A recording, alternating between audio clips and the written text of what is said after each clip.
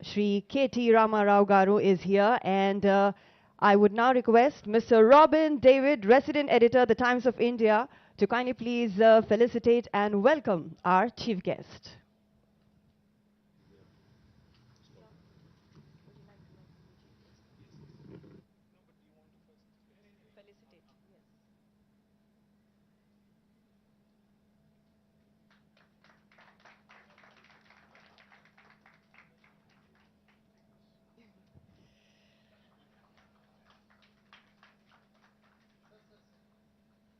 Yes, a beautiful plant sapling there. I also welcome the distinguished dignitaries who have so graciously agreed to be a part of the discussion forum today. Replanet is an initiative of the Times of India in association with Coca-Cola India. The objective of this campaign is to delve into different aspects of circularity across several economic sectors, focusing on how we have been dealing with our waste at different stages and the kind of policy that might be needed to fill the gaps while moving from a linear to a circular economy. This initiative also aims to provide a well-integrated picture of current resource economics across multiple value chains by focusing on specific industries or materials and gauging the potential and status of implementing circular economic principles. The campaign got launched earlier this year with a series of specially curated articles in the Times of India focusing on various sectors where different aspects of circularity were highlighted. As the campaign moves to the next phase, high-level state-wise discussions are being organized with stakeholders to discuss and deliberate on how an effective and implementable policy action can be taken and the same is adopted at various levels. I now request Mr. Robin David to please present the welcome address.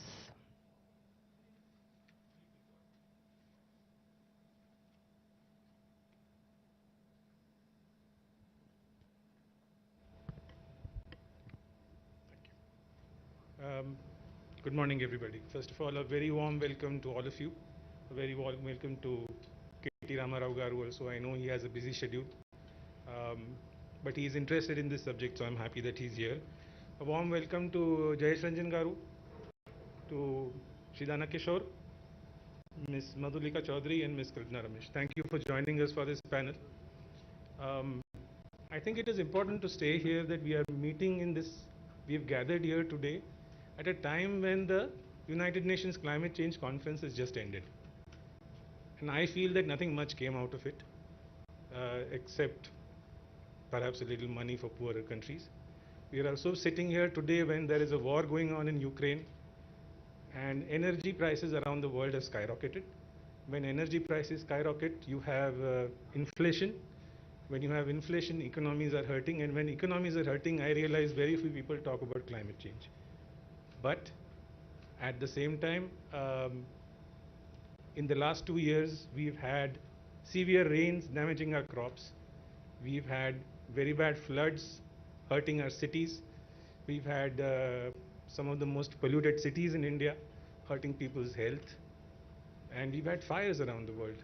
So I think whether you like it or not, we have to start talking about climate change. And that is, in fact, one of the figures that I saw online was Niti Aayog figures was that India's GDP hurts about 20% of its GDP is hurt because of climate change. So we cannot ignore this subject anymore. And that is why we went into, Times of India went into this whole initiative of the circular economy and creating more and more awareness about it. Instead of me now, I think many of you are experts in this field. It's very happy to have you here. And instead of me preaching to the converted, I would like KTR Garu to come and talk to us. One word about KTR Garu is that as journalists, we often talk to politicians. They tell us a lot of interesting things, but most of the interesting things are off record. With KTR Garu, many of the interesting things are on record, so it is always a pleasure to listen to him. I hope he does some plain speak here as well. Thank you. He's done your job. Thank you, Robin. Thank you for inviting me. Thank you to the entire team of Times of India for having us here on this very, very important topic. But before I begin, I'd like to start with a video that I want to play for you. This is the video where Hyderabad was recently recognized as the world's green city in Seoul. Just wanted to play that video for you, and then we take it from there.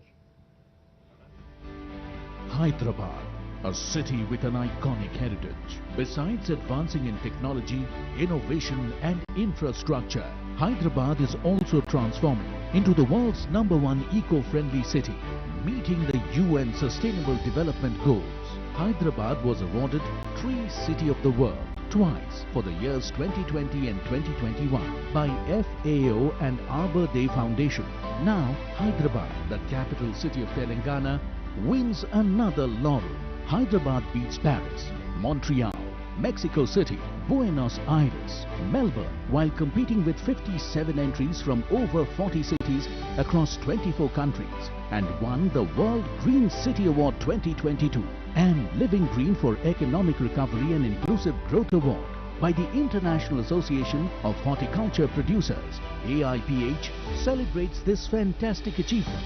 For the city of Hyderabad, we can confidently say that Hyderabad is a world leader in nature-oriented approaches to city design, form and function, says Mr. Tim Briarcliffe, Secretary General, AIPH. The credit for this remarkable achievement goes to the champion of greenery, Honorable Chief Minister Shri K. Chandrasekhar Rao, and his government for the various green initiatives and environment-friendly policies, particularly Telangana Ku Haritaharam, the brainchild of the Honorable Chief Minister and the world's third largest human endeavor in afforestation. With progressive policies, thoughtful leadership and inspiring governance over the last 8 years, Telangana, the youngest state in India, is leading the country with its path-breaking initiatives. This award is a great honor and glory for the city, for the state and for the nation. Thank you. Like I said, I'm very glad to be a part of this Replanet initiative of the Times of India, with very specific focus on water and the importance of circular economy. This topic assumes a lot of significance, and there's a lot of topical significance with reference to urban areas, and me being the Urban Development Minister, I also wanted to share with you a few things that we have attempted, and a few things where we have succeeded, and also areas where we are still working on in terms of ensuring that our cities, which have turned into heat islands and have become single biggest contributor to carbon emissions, have to be tackled. And this is something that I say not just as a Minister for Urban Development, but also as a very concerned citizen and as a concerned father who's worried about the future generations as well. As we all understand, as we all know, cities across the world, not just in India, have become the economic engines, propelling our growth stories across the universe, across the planet. Now, if you just look at India, or if you look at Telangana for that matter, more than 45% of Telangana's GSDP actually comes from Hyderabad and the suburban areas of Hyderabad. Same is the logic for every single nation across the world. In fact, a few years ago, I've mentioned this before, but I'll say it again. A few years ago, I had a meeting with Satya Nadella, who is the chairman of Microsoft, CEO and chairman of Microsoft. So when I was sharing with him that Telangana is a very urban state and a large chunk of our revenue actually comes from urban pockets, Satya shared something very insightful and interesting. He said, even though Microsoft actually exists in nearly 180 countries in terms of presence, 70% of Microsoft's revenue also comes from 80 cities across the world. So cities have become magnets for investment. Cities have become magnets for migration, urbanization, primarily because, people migrate to cities in search of better livelihood opportunities, better education facilities, better healthcare facilities. In general, better living standards is what they come in anticipation of. As a result, what we are witnessing today is, Mr. Nitin Gadkari, Honorable Minister, Union Minister, keeps referring to this, and let me paraphrase him a bit. Mr. Gadkari keeps telling us whenever we meet him that whatever urbanization has happened over the last 5,000 years, is likely to happen over the next 50 years. The same quantum of urbanization that has happened in the last 5,000 years will be happening again, will be repeating itself over the course of next 50 years. So that kind of points you to the enormity of the challenge at hand for all of us. The importance of urban areas, of course, cannot be overruled. It can be gauged from the fact that while urban areas in terms of geographical expanse constitute for 5%, but they contribute to 46% of the population in Telangana and to about 2/3 of the GSDP of the state. To put it in numbers, let me put it this way. If you look at Telangana as a state, our geographical area that the state currently kind of covers or extends to is about 1,12,000 square kilometers, out of which Hyderabad alone is 675 square kilometers. But if you look at other urban pockets also in the entire state of Telangana, it would not be more than 2,000 square kilometers. So what are we talking about here? 1,12,000 square kilometers versus 2,000 square kilometers. But if you look at the population, 46.8% of the population is in this 2,000 square kilometers, whereas the remaining population is in the rest of 1,10,000 square kilometers. So that kind of goes to show you why the urban infrastructure keeps crumbling. Because, the density of population, the paucity of space, that presents a huge challenge to the entire urban development department that I head. As I just pointed out, the socio-economic outlook of Telangana 2022 actually shows that Telangana's urban population is 46.8 compared to the national average of 31.16. That makes us one of the most urbanized states in the country. I think we are the third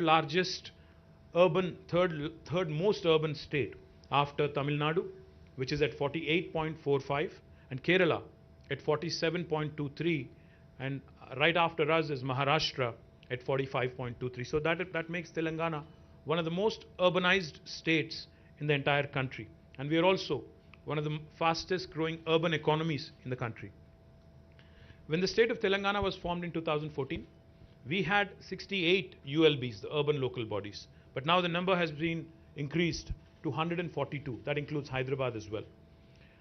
Hyderabad, while we have still many challenges and many issues to tackle, I'm happy to share with you that over the last 5 years, and more particularly from the period 2015 until 2020, Hyderabad has been rated consistently by Mercer as the best city in India on the quality of living index. And I'm very, very proud of the fact that this has come even despite all the challenges after the new state was formed, the transition, etc., etc. But our goal is not just to be the best in India. Our ambition is larger. We are audacious in terms of vision, because our Honorable Chief Minister will not rest on laurels. He's not somebody who's content being known as the best in India. He's given us a task. He's asked us to be one among the best cities, best top 25 cities in the world in terms of livability index. And that's a humongous task, because if you look at the global rankings, while Hyderabad is #1 in India in terms of livability, on the world index we are still 140. So that gives us another huge task in terms of moving up that ladder, because it's a huge task. So what are we doing? What are we trying to do to ensure that we live up to that vision? What are we trying to do to ensure that Hyderabad actually becomes a sustainable city in terms of all the methods, practices that we follow? One of the things I will talk about today, which I'm very proud of, our Metro Water Supply and Sewerage Board's MD is here, Dana Kishore. Let me also tell you something that I'm truly proud of. Hyderabad will become the first city in India come March, April next year, which would be treating every single drop of sewerage. We have undertaken a humongous task, are setting up nearly 31 sewerage treatment plants with a capacity of 1,259 MLD of sewerage waste, costing us about 3,866 crore. And once completed at a secondary level, this treatment would be of secondary level and backed by legislation. This will make Hyderabad, among all Indian cities, the first city to have achieved 100% treatment of sewerage, which I'm very, very proud of. And I do believe this will set a new benchmark for the rest of India. Now, how do we plan to reuse this water, treated water? We plan to reuse in construction, because construction is happening very, very aggressively across the city and also neighboring areas. We plan to mandate utilization of treated water by all the builders and construction companies, and we also will be using it for landscaping activities and horticulture activities.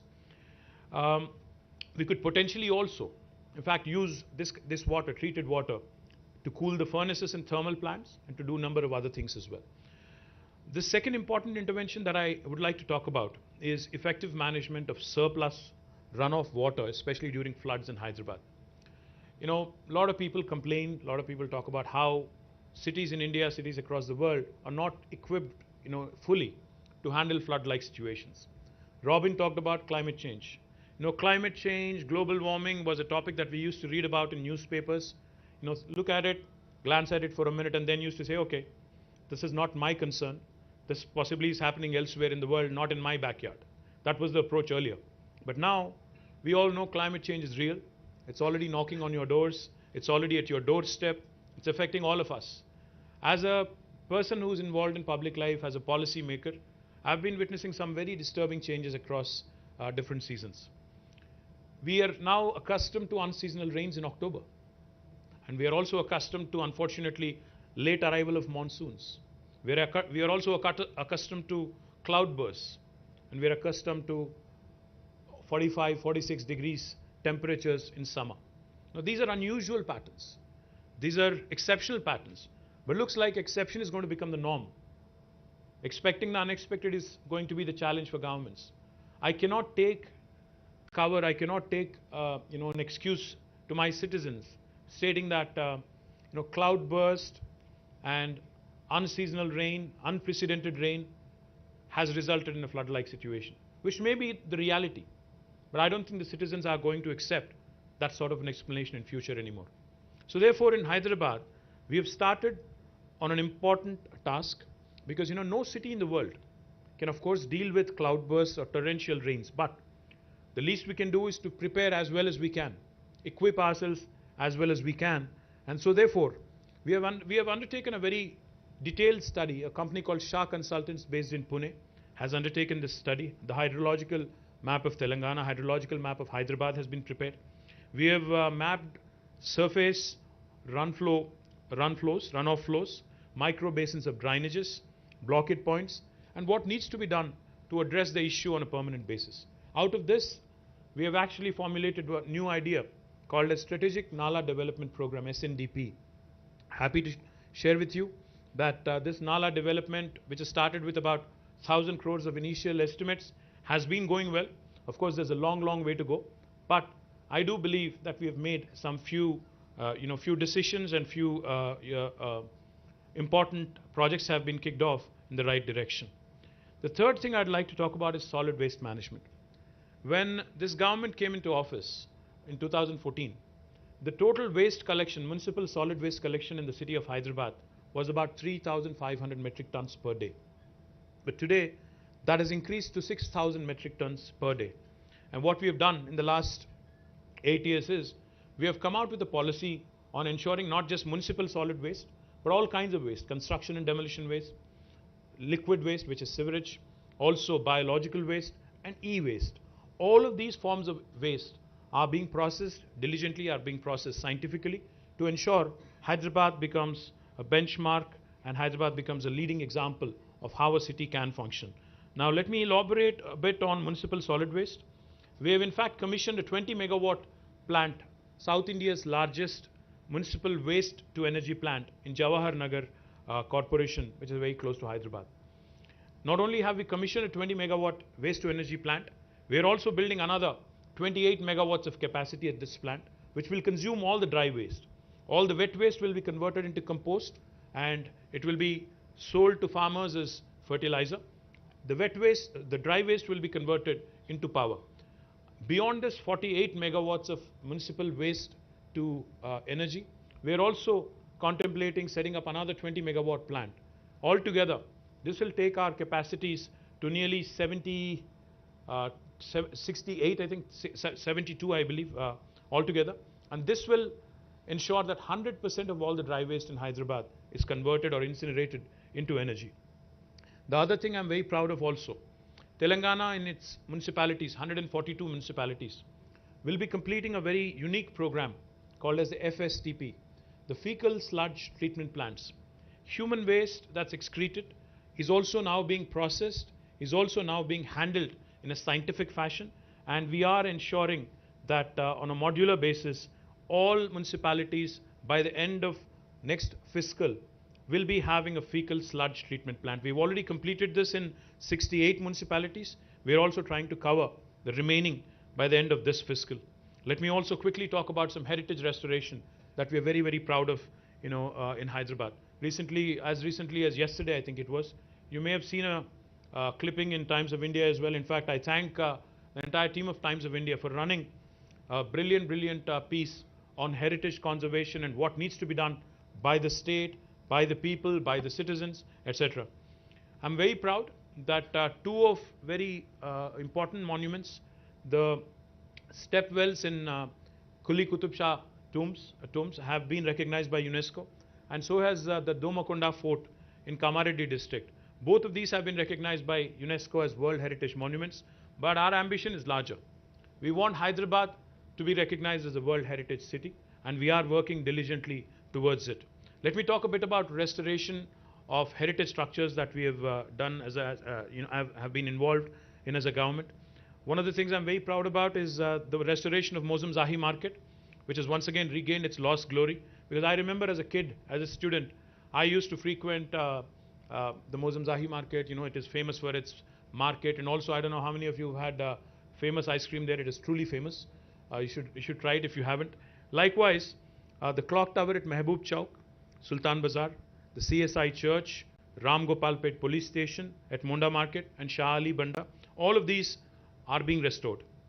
We've also done Kaman restoration at Maula Ali Kaman, Char Kaman at Charminar, and Bansilal Pet Kaman at Secunderabad. I'm also happy to announce that restoration of step wells. I'm happy Kalpana Ramesh is here. She's been doing some pioneering work in restoration of step wells. Bapu Ghat, where she was also involved, her team was involved. Bansilal Pet, my compliments to you, Kalpana, and the entire team of municipal administration and others who have worked together. Gachi Bauli, Victoria Memorial School, Goshala, 6 step wells which have been restored by the Aga Khan Foundation at Kuli Qutub Shahi Tombs, and 2 step wells at Narayanpet and 1 at Chautupal. The initiative, which started at a small scale with the cooperation of Rainwater NGO, is now fast becoming a public movement, and a lot of people are taking pride in the restoration that has been done. In addition, we've also taken up some restoration works at Ashur Khana, Hussaini Alam, Darbar Hall, Koti Women's College, and restoration of Kuli Qutub Shahi Tombs. Our upcoming restoration works also include reconstruction of Mehboob Chowk, popularly known as the Murgi Khana or Murgi Chowk, Sardar Mahal, Julu Kaman, Lad Bazar, Mir Alam Mandi, State Central Library, Sheikpet Sarai, and Khurshid Zahi Devdi. These are some of the few. In fact, Hyderabad has about 218 heritage structures, both private and public. Our ambition, our goal, is to ensure that each of these structures is diligently restored and maintained for the benefit of our future generations. We're very confident.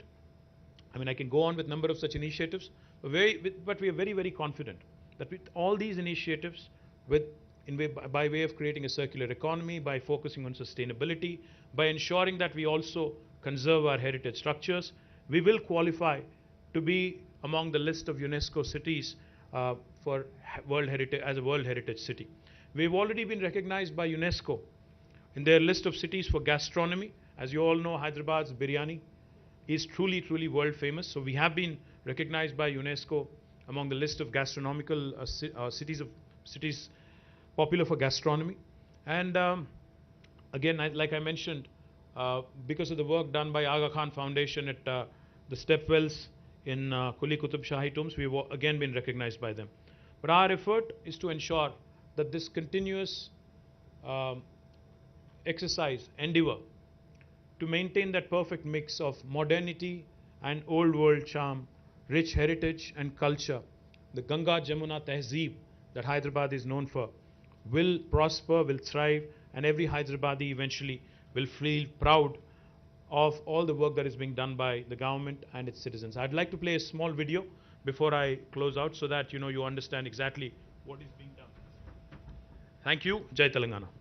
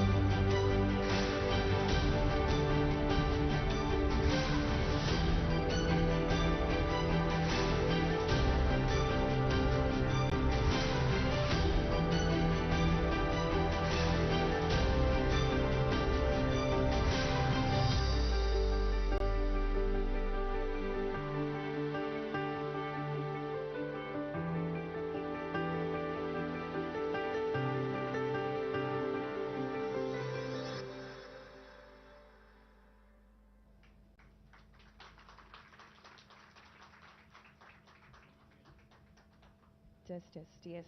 Thank you so much, our Honorable Minister, for sharing valuable insights and inputs with all of us here today and always inspiring us. And then again, we look forward to seeing Telangana as one among the top 25 cities in the world. I now request Mr. Robin David to kindly please present the closing remarks. Thank you very much, KTR Garu, for sharing your perspective. I think there were 3 takeaways for me from this entire exercise. One is that you want to make Hyderabad a climate resilient city. Secondly, you want Hyderabad to be one of the most livable cities in the world. And thirdly, you want it to become a World Heritage City. All 3 Times of India would be very happy to work with you on. We've already done a sustained campaign on heritage. We will also work with you on the other 2 initiatives, even if we are occasionally critical of what we say. Thank you.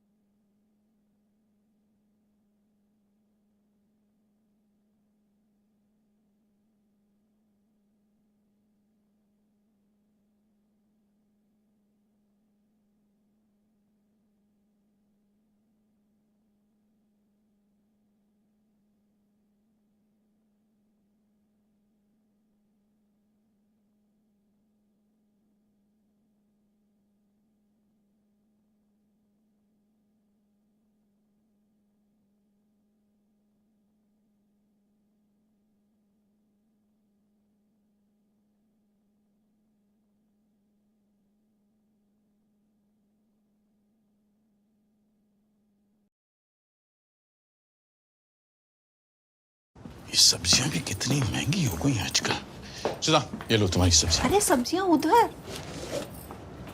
बस। अच्छा सुनो। हाँ। एक बार call करके देखिए ना उसे। अपना ही बेटा है, उससे बात करके छोटे नहीं हो जाएंगे आप। मैं उसे कॉल नहीं करने वाला, बहुत बड़ा हो गया ना। सुधा, हम मैनेज कर लेंगे। अरे कैसे मैनेज करेंगे और कब तक? इतनी फिक्र है तो तुम ही कर लो, बात कर लो। हेलो हेलो बेटा। हाँ माँ, अब तो तू बहुत बड़ा हो गया है ना, फोन भी नहीं होता तुझसे। पापा ने ही तो मुझसे कहा था कि आज के बाद कॉल मत करना।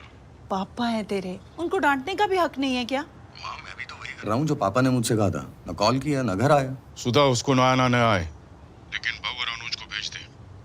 अब इस उम्र में अपने पोते को देखने के लिए उसकी परमिशन लेनी पड़ेगी क्या? अनुज को देखे कितना टाइम हो गया, जब से रिटायर हुए हैं सुबह शाम उसे याद करते हैं। अच्छा माँ, मैं अभी रखता हूँ, मुझे ना कुछ जरूरी काम है। ठीक है, मैं शाम को कॉल करता हूँ आपको, मुझे कुछ डिस्कस भी करना है। मेरी फोन काट दिया।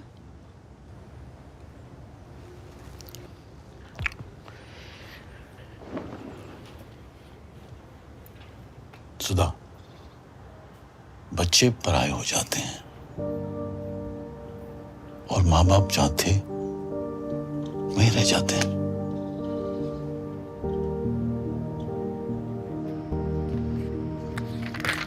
सुधा, मत एक्सपेक्ट करो अर्जुन का कॉल, बिजी होगा हमेशा की तरह।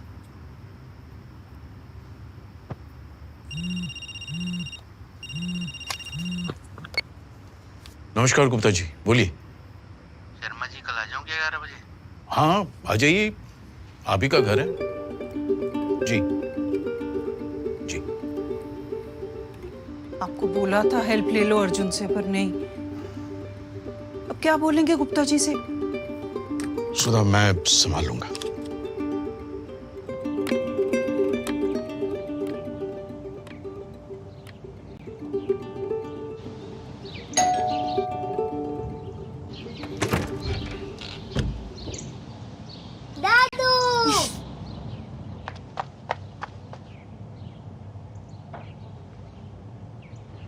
हो गया गुस्सा शांत इनका? तो जानता ही है उनको। चलो। हाँ। वाह, बड़ी अच्छी खुशबू आ रही है। कोई आने वाला है क्या? वो मकान मालिक गुप्ता जी आ रहे हैं, तो तुम लोग अंदर चल के बैठो ना, कमरे में बैठते हैं आराम से। नहीं नहीं, हम यहीं ठीक है। अनुज आजा। अरे नमस्कार शर्मा जी। नमस्ते भाभी जी। अर्जुन बेटा, बेटा ये तुम्हारे पेपर्स। शुक्रिया गुप्ता अंकल। आइए ना, बैठिए। अरे नहीं। वो पैसे ट्रांसफर हो गए ना आपके? हाँ बिल्कुल। अच्छा भाभी जी, नमस्ते। और शर्मा जी, मिलते हैं सैटरडे पार्क में।